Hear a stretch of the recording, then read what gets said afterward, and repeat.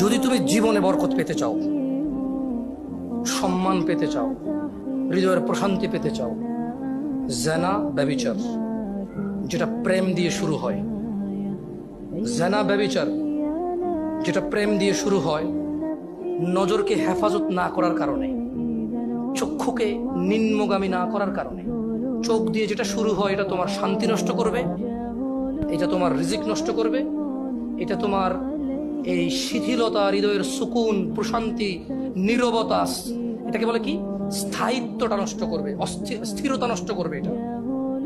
ছোট ভাই, তোমার প্রতি আমার নসিহত, তুমি কে নীল পড়ছে, লাল পড়ছে, কে ছোট পড়ছে, কে বড় পড়ছে, তুমি এগুলা মেজারমেন্ট করার দরকার নাই। তুমি নিচে নজর রাখো, হাঁটো। তোমার এটা জানারও দরকার নাই আজকে তোমার সামনে দিয়ে কয়টা মেয়ে কি পড়ে গেছে, তুমি দেখোই নাই। তুমি নিচে হাঁটো, যথাসম্ভব তুমি যতটুকু নিচে দেখে হাঁটা সম্ভব, তুমি তোমার চোখকে হেফাজত করো।